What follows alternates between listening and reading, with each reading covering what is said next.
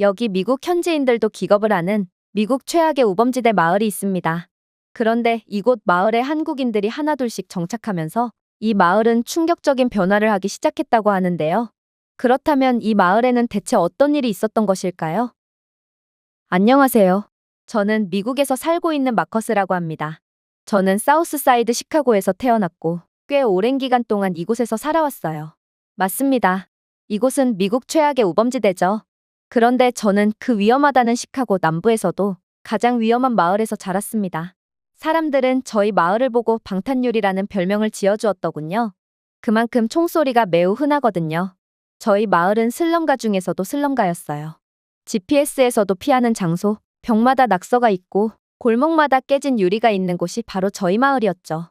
저는 5살이 되었을 때 이미 불꽃놀이와 총소리를 구별하는 법을 알게 되었고 초등학교를 들어갈 무렵 저는 더 이상 총소리를 듣고도 움찔조차 하지 않게 되었죠. 아버지는 제가 어렸을 때 약물 과다복용으로 돌아가셨습니다. 장례식은 열리지 않았죠. 그저 그의 옷과 침묵이 담긴 쓰레기 봉투 하나로 그의 인생은 매듭지어졌습니다. 어머니는 관통상으로 인한 영구적인 장애를 얻으셨고 결국 저는 일을 하지 못하게 된 어머니를 위해 중학교도 제대로 졸업하지 못한 채 생존을 위해 돈을 벌기 시작하게 됩니다.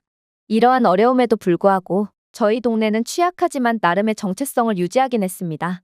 덕분에 저희 마을의 거리 축제는 시카고에서 꽤 유명해졌죠. 결국 몇 달에 한 번씩 최악의 우범지대였던 저희 마을은 다시금 활기를 찾았습니다. 지역 행사, 음식 문화, 거리 예술이 펼쳐지며 그때마다 방문객들이 찾았거든요. 이게 저희에게 남은 유일한 작은 기적이었습니다. 전신주 사이에 조명을 연결하고 접이식 테이블에서 직접 만든 음식을 판매했습니다. 아이들이 거리에서 춤을 췄고 어쩌면 저희는 이러한 저희만의 콘텐츠로 마을을 바꿀 수 있을지도 모르겠다는 생각을 했어요. 그러나 그렇게 희망이 점점 싹틀 무렵 갑작스럽게 들이닥친 세력들은 저희의 작은 희망을 무참히 짓밟아버리기 시작했습니다. 그건 바로 중국인들이었어요. 처음에는 한 가족에 불과했습니다. 그들은 길 건너편에 있는 오래된 집으로 이사했어요. 사실 이상할 것도 없었습니다. 집값이 매우 저렴한 저희 마을이기에 가끔 가난한 이민자들이 이곳으로 이사오곤 했거든요. 그러나 문제는 중국인들은 다른 이민자들과는 차원이 달랐다는 것입니다. 몇 주 만에 중국인 몇 명이 다시 이주해왔어요. 그리고 봄이 되자 거의 12개의 집에 새로운 주인이 생겼습니다. 모두 중국인이었죠. 알고 보니 저희 동네는 중국 부동산 포럼에 게시되어 있었습니다. 개발 잠재력이 높은 저소득 지역으로 분류되어 있었죠. 외화 규제가 거의 없이 전체 블록을 매입할 수 있는 곳이었습니다. 그렇게 6개월 후 마을은 이제 여기가 미국인지 중국인지 구분조차 할 수 없을 만큼 완전히 달라지게 되었어요. 중국인들의 쇄도에 기존의 마을 사람들은 점차 밀려났거든요. 문제는 이들은 영어를 아예 할 줄 몰랐다는 것입니다.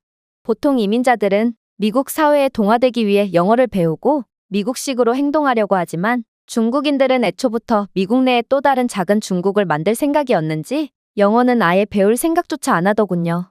그리고 마을 내 필수 인프라들을 전부 밀어내고 자신들만의 마을로 완전히 개조하며 저희 마을을 완전히 망치기 시작했습니다. 거의 하룻밤 사이에 식료품 매장들이 간판을 바꾸기 시작했습니다. 미국인인 저희가 읽을 수 없는 빨간색의 구역질 나는 한자 간판들이 세워졌어요. 카운터는 전부 중국인 직원에 영어로 도움을 요청하면 아예 무시당했죠. 마을에 거의 유일하게 있던 오래된 치과는 중국인 전용 클리닉으로 바뀌었습니다. 예전 제퍼슨 초등학교였던 곳은 이제 중국어로만 운영되는 중국인 전용 학교로 바뀌었습니다. 이중언어 교육센터라고 적혀있긴 했지만 중국인이 아니면 입학을 거절당했죠. 그들은 섞이려고 하지 않았습니다. 대신 중국인들은 마을을 장악했습니다. 이것은 통합이 아니었습니다.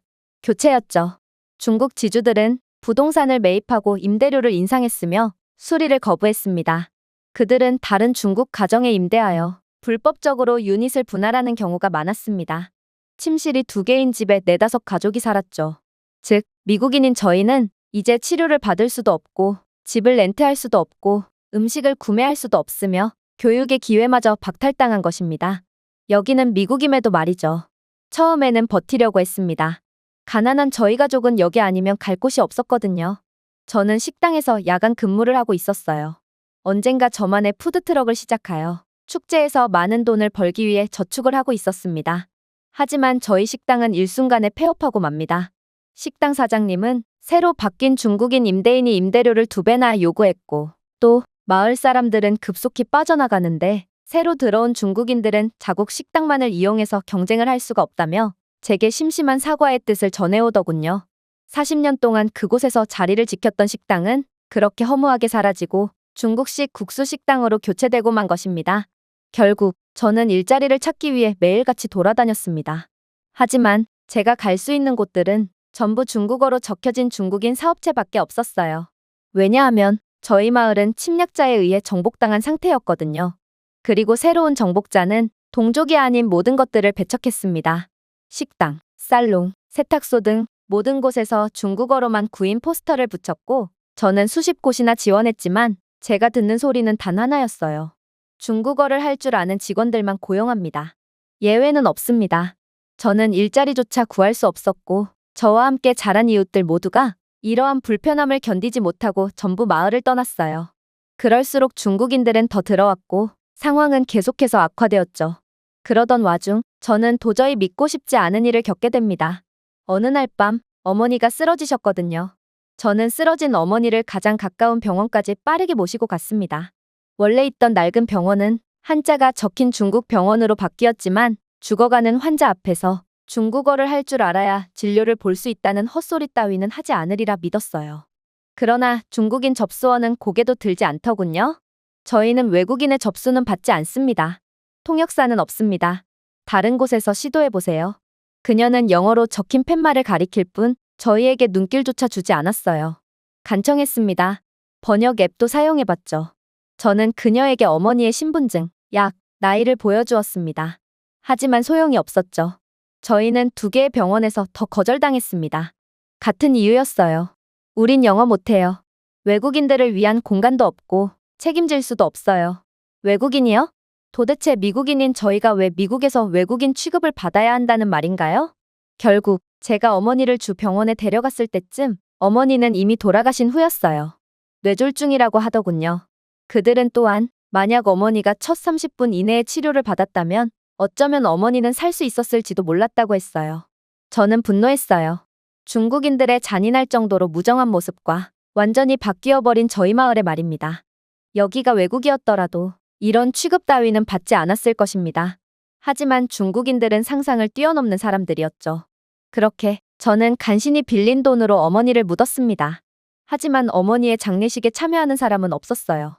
마을에 남은 거의 유일한 미국인은 저뿐이었거든요. 결국 저는 이곳을 떠나기로 결심합니다. 버티려고 노력했지만, 이곳에서 여전히 해낼 수 있는 척하려고 노력했지만 자존심만으로는 도저히 살아남을 수 없는 지경에 이르렀거든요. 그렇게 떠나는 와중 저는 더더욱 충격적인 것들을 보게 되었습니다. 도로 표지판이 바뀌어 있었어요. 제퍼슨 애비뉴는 이제 그 아래에 GF센로라는 중국어 발음으로 적혀 있더군요.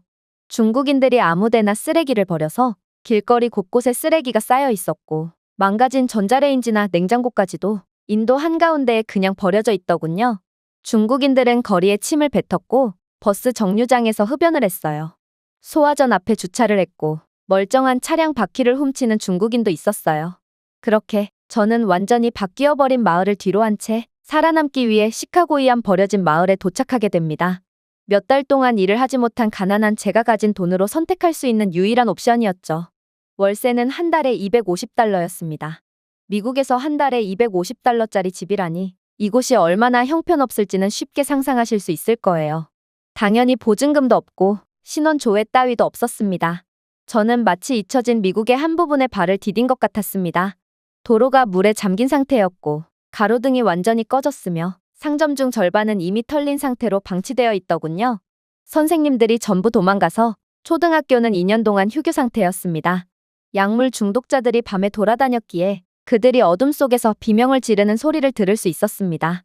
여긴 처음부터 다시 시작할 수 있는 곳이 아니었어요. 사라져야만 하는 지옥 같은 곳이었어요. 하지만 제가 감당할 수 있는 유일한 장소였습니다. 그런데 한 달 뒤, 저는 이곳 지옥으로 오는 악마들을 목격하게 됩니다. 길 건너편에서 물건을 가득 실은 트럭에서 내리는 새로운 사람들이 있었는데 그들은 동양인이었거든요. 이건 딱 봐도 중국인이었습니다. 하지만 제가 봤던 중국인과는 조금 달랐어요.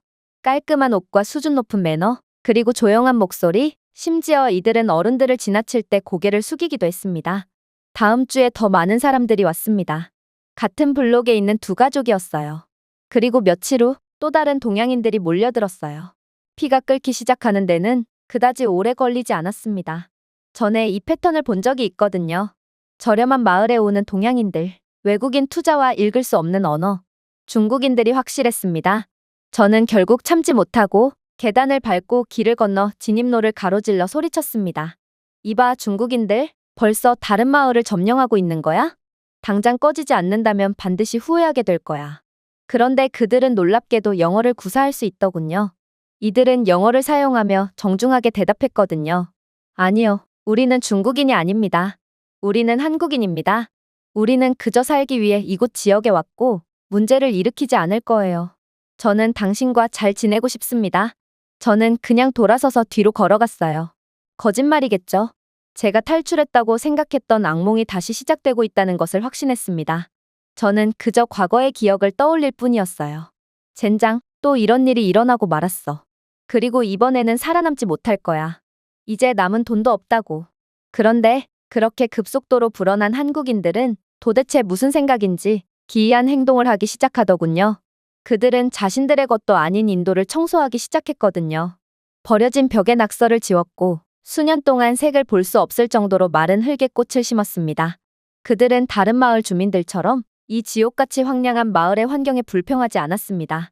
인정을 요청하지도 않았죠. 그들은 그저 조용히 일할 뿐이었습니다. 어느 날 아침, 저는 한 무리의 사람들이 녹슨 정지 표지판을 수리하는 것을 보았습니다. 도시 노동자가 아니었어요. 도구와 장갑을 낀 중년의 한국인 남성들뿐이었습니다. 또 다른 날, 두 명의 여성이 마을 도서관이었던 곳에 깨진 창문을 닫고 있었습니다.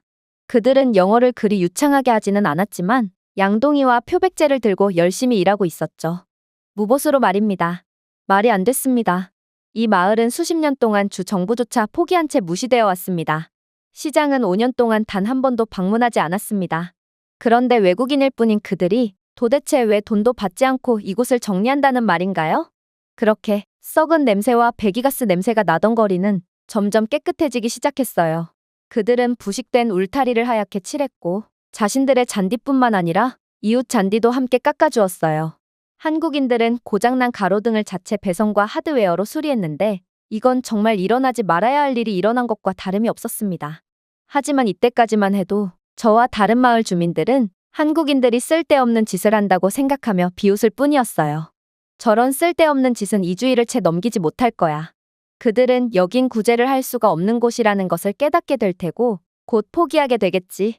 정말로 길거리는 한국인들이 아무리 치워놔도 다시금 더러워지곤 했어요. 약쟁이와 노숙인들 천국인 빈민가 사람들은 한국인들의 선행에 고마워하지도 않았죠. 그러나 변화는 있었어요. 한국인들이 수리한 가로등 덕분에 밤에도 마을이 나름 환해졌고 또 마을 전체가 전보다 깔끔해지자 범죄율이 낮아지기 시작했거든요. 깨진 유리창 이론처럼 사람들은 공간이 더러웠을 때는 더욱 더럽게 쓰곤 했지만 한국인들이 청소한 곳을 다시 더럽히는 사람들은 정말 인생이 나락으로 떨어져 망가진 사람들 외엔 거의 없었어요. 그리고 마을 사람들이 예상했던 이주는커녕 한국인들은 자체 모임을 조직하여 2달이 넘게 무료로 마을 정화 사업을 벌였고 결국 깨끗한 거리를 고의적으로 망쳐댔던 사람들마저 이제는 감히 함부로 쓰레기를 버리지 못하더라고요. 어느 날 오후 긴 산책을 마치고 돌아왔을 때 저는 건물 밖에 있는 고장난 우체통 가판대를 교체하는 한국인 남자를 보았습니다. 그는 돈도 받지 않고 그 우체통을 고치고 있었어요. 아무도 그에게 요청하지 않았죠. 저는 그에게 쓸데없는 짓을 하지 말라고 말했습니다. 어차피 여기 사는 사람들은 다들 꿈도 희망도 없어요.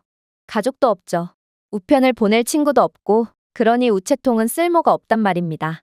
그러자 그는 웃으며 말하더군요. 혹시 모르죠. 언젠가는 우편을 받을 수 있을 거라는 희망이라도 있는 것과 아예 희망이 없는 것은 하늘과 땅 차이거든요. 그런 다음 그는 고개를 숙이고 걸어나갔습니다. 저는 바보처럼 서 있었어요. 웃어야 할지 울어야 할지 모르겠더군요. 그리고 오랜만에 무언가가 제 안에서 휘저어짐을 느꼈어요. 아직은 희망보다는 호기심이었어요. 이 사람들이 이런 지옥을 도대체 어디까지 변화시킬 수 있을지에 관한 것이었습니다. 그러나 변화의 바람은 제 생각보다도 훨씬 거셌습니다. 이곳은 주 전체에서 교육률이 가장 낮은 곳 중 하나였습니다. 심각한 범죄율에 모든 선생님들이 도망갔고 학교는 버려진 지 오래였거든요. 이곳에서는 아무도 교육을 믿지 않았습니다. 그들이 신경 쓰지 않아서가 아닙니다. 그들이 포기했기 때문입니다. 그런데 한국인들은 믿을 수 없는 행동을 하기 시작하더군요. 그들은 철로 근처에 버려진 커뮤니티 센터를 임대했습니다. 저는 처음에 그들이 그것을 또 다른 한국인 전용 교회로 바꾸고 있다고 생각했습니다. 하지만 그들은 그 버려진 건물을 청소했고 모든 벽을 다시 칠하더니 돈을 모아서 책상까지 구비해두기 시작하더라고요. 그리고 한 달 만에 앞에 표지판이 나왔습니다. 커뮤니티 러닝홀, 무료 성인 및 청소년 수업. 영어로 적혀 있었어요. 한국어가 아니었습니다. 자신들이 만든 건물이었지만 한국인들은 중국인들과는 완전히 다른 행보를 보였던 것이죠. 그렇게 이곳에 버려진 아이들에게는 교육의 기회가 열렸습니다. 놀랍게도 아이들을 가르칠 선생님의 수준은 필요 이상으로 높더군요. 교사는 한국인들의 봉사로 이루어졌고 대학교를 졸업한 한국인들이 교대로 교사 역할을 수행하기로 했는데 이들 중에는 꽤나 명문 대학교를 졸업한 사람도 있었거든요. 도대체 한국의 정체는 무엇이란 말인가? 한국인들의 교육 수준은 미국을 훨씬 상회하고 있었어요. 사실 저는 가난 탓에 중학교를 중퇴했고 교육에 대한 열망은 늘 마음 뒤편에 존재했는데요. 그런데 한국인들은 교육에 대한 의지만 있다면 누구든 학교를 다닐 수 있게 해주었고 저는 이곳에서 수학과 과학, 한국어 과목 등 최고의 한국인 교사들에게 양질의 수업을 들을 수 있었습니다. 하지만 더욱 충격적이었던 점은 따로 있었어요. 한국인들은 단지 가르친 것만이 아니었거든요. 그들은 매 세션마다 음식을 가져왔습니다. 한국 문화를 과시하기 위해서가 아니었어요. 한국인들은 자신들도 넉넉지 않은 형편이었음에도 학생들 대다수가 배고픈 상태로 수업에 왔다는 것을 알고 있었기 때문입니다. 약물 중독에 빠져 아이를 버려둔 부모를 대신해 그리고 부모 모두가 일을 하러 나가서 방치된 아이들을 위해 한국인들은 따뜻한 떡볶이, 수제 불고기 덮밥 등을 만들어 주었고 가끔은 피자나 치킨 텐더 같은 미국인들이 좋아하는 음식들도 만들어 주었어요. 공짜라는 게 절대로 존재하지 않는 미국인들에게 이러한 한국인들의 호의는 믿기지가 않는 수준이었고 많은 사람들이 도대체 왜 음식을 공짜로 나누어 주는 거냐고 물어봤어요. 그러자 한국인들의 대답은 한결같더군요. 글쎄요. 그런 질문에 대해서는 한 번도 생각해 본 적이 없어요. 한국에서는 다 이렇게 하거든요. 한국에서는 굶주리는 사람이 없어요. 아이의 부모님이 급한 일이 있거나 직장에 가면 옆집에 사는 어른들이 그 아이를 위해 식사를 제공하거든요. 우리가 챙겨주지 않는다면 이 아이들은 굶어야만 하는데 한국인들은 그런 모습을 절대로 그냥 보고만 있지 않죠. 그랬습니다. 중국인들이 마을을 교체했다면 한국인들은 연결을 시도했던 것입니다. 그리고 그것은 성공했어요. 한국인들이 학교를 세운 지 몇 달 만에 놀라운 변화가 시작되었거든요. 벽을 파손하던 아이들 중 일부가 이제 벽을 다시 칠하는 것을 도왔고 마을에 숨어있던 몇몇 10대들은 어린아이들을 가르치는 자원봉사를 시작했죠. 몇몇 오래된 갱단원들조차도 더 이상은 문제를 일으키지 않기 위해 나타났고 한국인들에게 엑셀 사용법을 배우기 시작했습니다.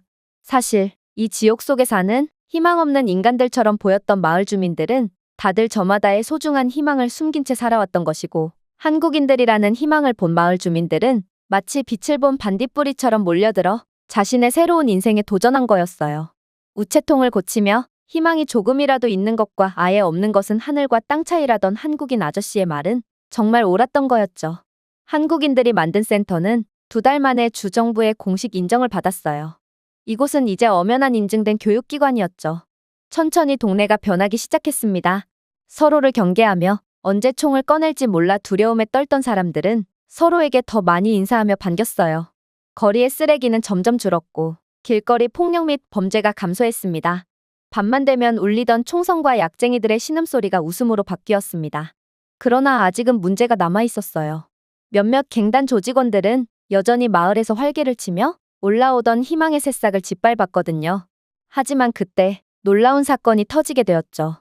어느 한 한국인 아이가 오래된 갈색 지갑을 줍고 센터의 한국인 선생님께 돌려주었기 때문인데요. 안에는 $800가 넘는 현금이 들어있더라고요. $800라니. 한국인 아이는 이 많은 돈을 보고도 욕심내지 않고 주인에게 돌려주기 위해 양심을 지킨 것입니다. 그리고 그건 한국인 선생님도 마찬가지였죠. 그 또한 정직하게 지갑을 그대로 경찰서에 돌려주었거든요. 놀라웠습니다. 미국 그 어디에서도 잃어버린 현금이든 지갑을 찾을 수 있는 방법은 절대로 없거든요. 아무튼 그 지갑의 주인은 갱단 활동으로 버는 돈으로 자신의 가족을 부양하던 션이라는 남자였어요. 그 지갑 속의 돈은 자신의 가족의 한 달 생활비이자 오래된 지갑은 자신의 아버지께 물려받는 유물이라고 하더군요. 결국 그는 자신의 딸의 또래인 아이가 거액의 돈 앞에서도 끝까지 양심을 지켰다는 이야기를 듣고 자식에게 부끄러운 아버지가 되기 싫다며 그 길로 갱단을 탈퇴해버렸습니다. 그리고 이러한 기적 같은 소식에 마을은 점점 하나로 뭉치기 시작했어요. 한국인 아이는 그저 지갑 하나만을 주운 것이 아닌 마을 전체에 신뢰를 주었던 것이죠. 이제 사람들은 대중교통 인프라가 없는 마을의 열악한 환경을 개선하기 위해 다른 사람들을 무료로 태워주는 카풀 문화까지 만들었고 다방면에서 서로 돕기 시작했어요. 자원봉사 크루는 더 이상 한국인들만이 참여하지 않았어요. 매주 토요일 아침 한국인들뿐만 아니라 많은 마을 주민들이 구시가지 공원 앞에 모여서 쓰레기를 치웠고 페인트를 덧바르며 낙서를 지웠어요. 오래된 갱단 태그 위는 벽화로 칠해졌고 손기술이 좋은 사람들은 부서진 그네들을 재건하며 아이들을 위한 공간을 만들어 주었어요. 이런 평화로운 모습을 보니 저는 한 가지 깨달음을 얻게 되었어요. 저는 그동안 권력이 곧 통제를 의미한다고 생각했습니다. 하지만 한국인들은 저에게 다른 것을 보여주었어요. 우리 모두가 끝났다고 생각했던 마을 한가운데서 주 정부조차 버렸던 슬럼가에서 한국인들은 새로운 것을 만들고 있었습니다. 우리가 오랫동안 가지지 못했던 것을 말이에요. 그건 바로 희망이었죠. 그렇게 정신을 차렸을 때 아무것도 없던 마을에는 많은 것들이 들어와 있더군요. 형편없는 치안 문제 때문에 영업을 포기했던 가게들이 다시 문을 열었습니다. 공원은 더 이상 마약 중독자들에게 시달리지 않았어요. 이제 가족들의 웃음과 아이들의 버블건으로 가득 차 있습니다. 이제 부모님들은 자녀들에게 실내에 머무르라고 경고하지 않았습니다. 한국인들 덕분에 이제는 그럴 필요가 전혀 없어졌거든요. 그렇게 마을은 점차 변해갔습니다. 그리고 마을 사람들은 이제 한국인들에게 보답을 하기 시작했죠. 한국인들은 중국인들과는 달리 그들의 가게 간판을 영어로 유지하는 등 마을 경관이나 분위기를 해치지 않기 위해 노력했고 미국인들과 함께 동화되기 위해 노력했습니다. 중국인들은 자신들의 전통음악과 의복을 가져오며 동네 분위기를 이도저도 않게 만들며 완전히 망쳐버렸지만 한국인들은 동네를 존중했기 때문에 한국적인 것을 강요하지 않았죠. 저뿐만 아니라 마을에는 한국인들에 대한 감사의 마음이 커지기 시작했고 결국 저희는 한국인들을 위한 선물을 하기로 했습니다. 그건 바로 벽에서 시작되었죠. 오래된 빨랫방 뒤에는 햇볕에 그을린 긴 벽이 있었습니다. 깨진 페인트와 퇴색된 갱단택으로 덮여있죠. 저희는 그 벽부터 변화시키기로 했어요. 바로 태극기와 한복 등 한국적인 것들을 그려넣으며 한국적인 벽화로 벽을 채워넣는 거였습니다. 그리고 마을 주민들은 한국인 상점의 영어 간판을 직접 한글 간판으로 교체해주기도 했는데요. 한국인들은 저희 마을의 미국인들을 존중하고 저희 마을 사람들은 한국인들을 존중하는 이러한 상호작용은 그야말로 이기주의에 찌든 미국에서는 절대로 볼 수 없는, 믿을 수 없는 화합처럼 보였습니다. 그러나 정말로 기적 같은 일은 이제 시작이었어요. 이러한 한국 벽화와 한국어 간판은 거리를 장식하는 것 이상의 일을 했거든요. 마을의 아이들이 한국과 미국이 오묘하게 조화된 마을의 모습을 SNS에 사진 업로드를 하기 시작하면서부터 저희 마을은 유명해지기 시작했기 때문입니다. 타이밍이 매우 좋았어요. 하필 그때쯤이 한류 문화가 전 세계적으로 퍼지기 시작했을 때였고 많은 사람들이 한국에 대해 궁금해하던 차였거든요. 그렇게 시카고 근교에 살던 사람들이 저희 마을로 놀러오기 시작했고 마을 사람들은 머리를 맞대고 상의한 결과 이곳 마을을 완전히 한국화시켜 더 많은 관광객들을 불러 모으기로 했습니다. 우리는 한국인들에게 감사보다 더 큰 빚을 지고 있습니다. 그들은 희망이 없던 우리에게 빛을 제공했고 이 마을을 구해냈거든요. 우리가 할 수 있는 최선의 방법으로 한국인들에게 보답을 해야 합니다. 그들에게 자신들의 문화가 빛날 수 있는 공간을 선물합시다. 얼마 후 전봇대 사이에 빨간색과 흰색 등불이 걸려 있었습니다. 통일과 평화의 한글 문자가 새겨진 보도 타일이 설치되었습니다. 영어와 한국어 이중 언어로 된 거리 이름이 생겨났습니다. 모두가 힘을 합쳐 만든 것들이었어요. 그리고 저희가 마을을 한국식으로 변화시켜 갈수록 더 많은 관광객들이 찾아오며 저희 마을의 수입이 늘어나기 시작했죠. K-드라마 테마 벽화거리와 한복을 직접 대여하고 입어볼 수 있는 체험은 단연 최고의 인기였어요. 그리고 호떡과 붕어빵, 그리고 딸기 밀크버니 달콤한 차와 비스킷과 함께 제공되는 한국식 카페도 엄청난 인기를 끌었고, 아무도 책을 구매하지 않아 망하기 일보 직전이었던 서점은 한국 요리책, 한국어 가이드, 번역된 한국 만화를 구비해두자 제2의 전성기를 누리며 엄청난 매출을 거두기 시작했죠. 관광객이 넘쳐나자 주정부는 그제야 저희 마을을 신경 써주기 시작했고, 여러 인프라에 대한 지원을 해주었어요. 하지만 이제는 주정부의 도움 따위는 필요 없었습니다. 이미 범죄가 거의 사라져버린 저희 마을인데 도대체 무슨 도움이 필요하겠어요? 한때 경찰들 사이에서는 저희 마을로 배정을 받는다면 근무를 하는 것보다 그냥 사직서를 제출하는 편이 낫다는 우스갯소리까지 있었지만, 지금의 저희 마을은 순찰조차 더 이상 필요 없을 정도로 안전해졌어요. 그러나 이러한 변화의 흐름에 가장 큰 수혜를 본 건 바로 저였어요. 저는 그동안 한식당에서 일하고 있었고, 친절하고 따뜻한 한국인 주인 부부에게 여러 가르침을 받으며 열심히 일하고 있었거든요. 그리고 저는 이때야말로 제 어렸을 적부터 꿈꿔왔던 푸드트럭 사업에 도전해 저만의 음식을 만들자는 꿈을 실현할 때임을 인지했어요. 한식당 주방에서 배운 요리와 저만의 미국 요리를 결합해 만든 퓨전 요리는 대박을 터뜨렸어요. 일단 김치 맥앤치즈볼부터가 그랬습니다. 체다 마카로니를 김치 반죽에 말아 튀긴 후 꿀, 고추장, 아이올리를 뿌린 김치 맥앤치즈볼은 푸드트럭 개장 2시간 안에 매진될 정도로 인기가 많았는데요. 특히나 이 메뉴는 아이들에게 인기가 많았는데, 끈적끈적한 치즈, 바삭바삭한 크러스트를 맛본 아이들은 엄마를 졸라 두 손 가득 메뉴를 포장해 가곤 했거든요. 불고기 타코는 또 어떻고요? 불고기에 옥수수 치즈, 신선한 고수 라임 김치 슬로우로 속을 채운 토르티아인 불고기 타코는 특히나 히스패닉 사람들에게 큰 인기를 끌었는데요. 현재 미국에는 많은 히스패닉계 사람들이 이주해 있고, 이들은 불고기 타코를 맛본 뒤 고향에 온 것 같다며 눈물을 흘리곤 했어요. 정말로 불고기는 남의 고향까지 떠올리게 할 정도로 완벽한 음식인 것처럼 보였죠. 물론 김치 콜라드 그린도 절대로 빼놓을 수가 없죠. 사실 콜라드 그린은 흑인들의 소울푸드라고 불릴 정도로 흑인들 사이에서는 거의 성경처럼 여겨지고 있기에 저는 괜히 콜라드 그린을 잘못 건드렸다가 큰일이 나는 건 아닐까 하는 걱정도 들었는데요. 그러나 처음에는 의심스럽다는 눈빛을 보내던 흑인들은 제 김치 콜라드 그린을 맛보자마자 눈물까지 흘리며 정신없이 음식을 흡입하더군요. 소고기 육수에 마늘, 김치, 훈제 칠면조, 목살을 넣고 끓인 김치 콜라드 그린은 흑인들의 전통을 존중하면서도 최고의 만족을 선사한 것입니다.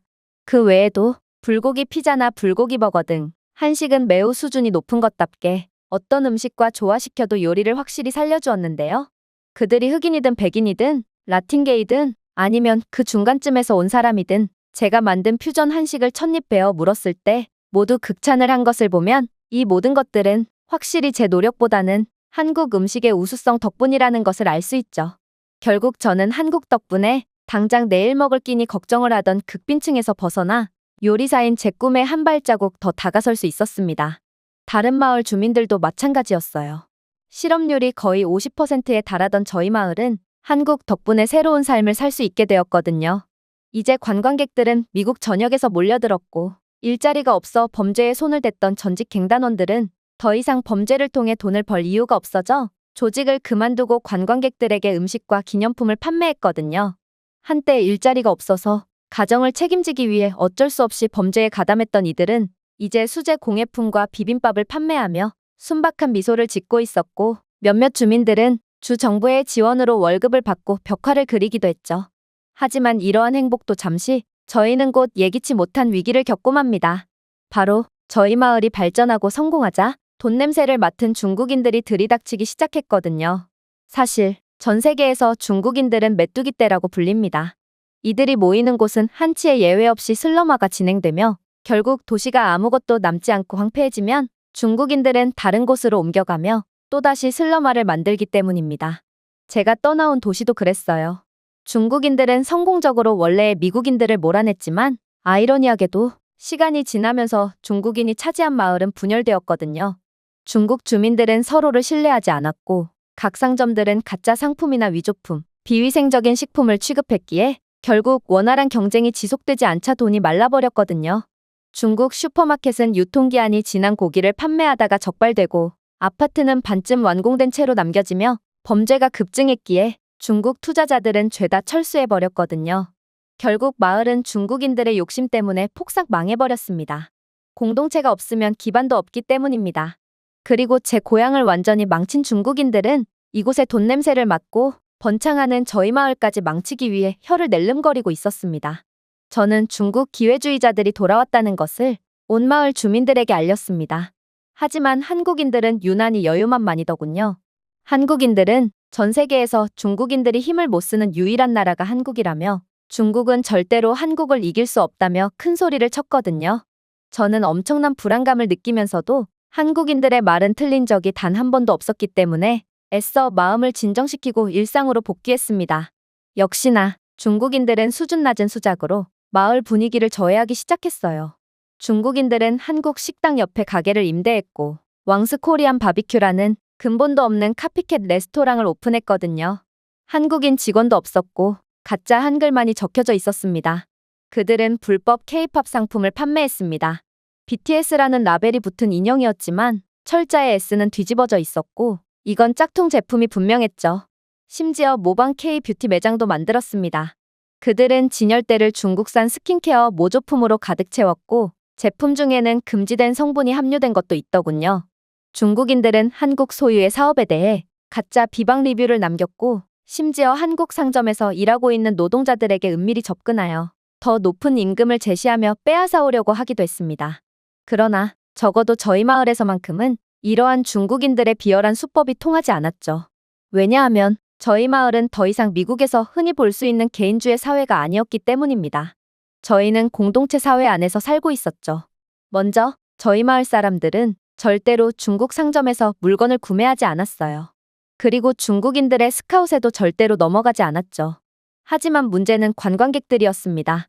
물론 중국 식당이나 카페들은 워낙 저질이었기에 그곳을 한번 찾은 관광객들은 본능적으로 이상함을 감지하고 다시는 찾지 않았어요.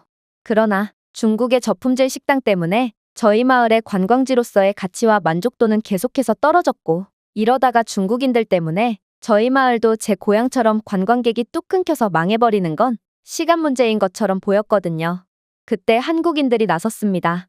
그들은 정말 천재인지 중국인들의 특징에 대해 매우 잘 알고 있었고 생각지도 못한 방법으로 중국의 저품질 상점들을 괴멸시키기 시작했거든요.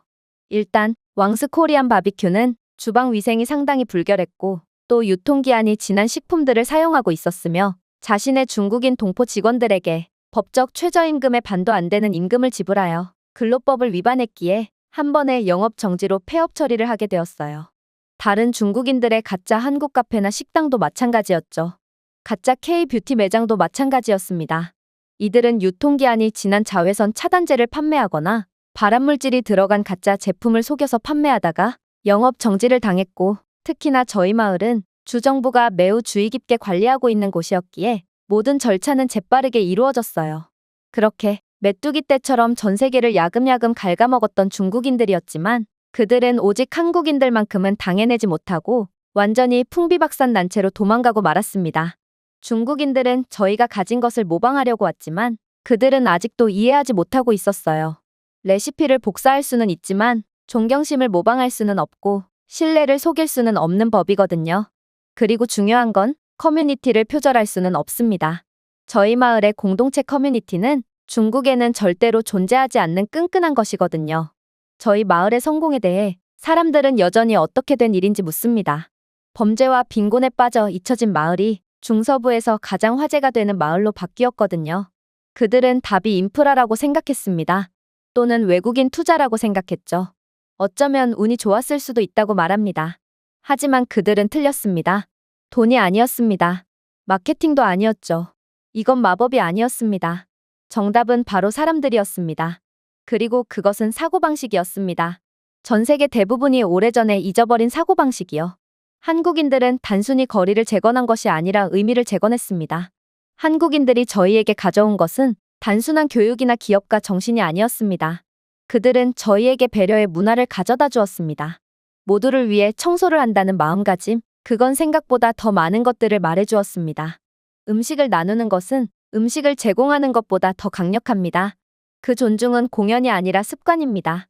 그 명령은 법이 아니라 이웃에게 보내는 연애 편지입니다. 그리고 한국인들은 저희에게 연설이나 강요로 이런 것들을 가르치지 않았습니다. 그들은 직접 실천하며 저희에게 영감을 주었습니다. 매일 조용히 일관되게 말입니다.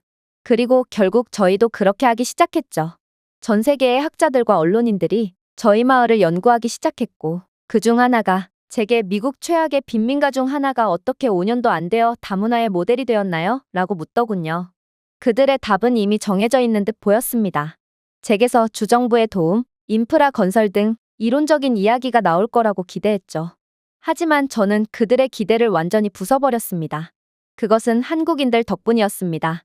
그들의 규율, 공동체를 우선시하는 사고방식, 그들의 노력과 공감을 결합하는 능력. 미국인들에겐 없는 능력이죠.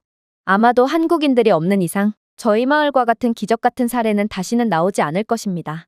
물론 아메리칸 드림은 아직 죽지 않았습니다. 방금 한국으로 옮겨갔거든요. 그리고 이제는 한국인들이 향하는 대로 한 동네씩 돌아가고 있습니다. 제가 준비해온 내용은 여기까지입니다. 끝까지 시청해주셔서 진심으로 감사드리며 여러분들의 구독과 좋아요, 알림 설정은 영상 제작에 큰 힘이 됩니다. 이상 세모튜브였습니다.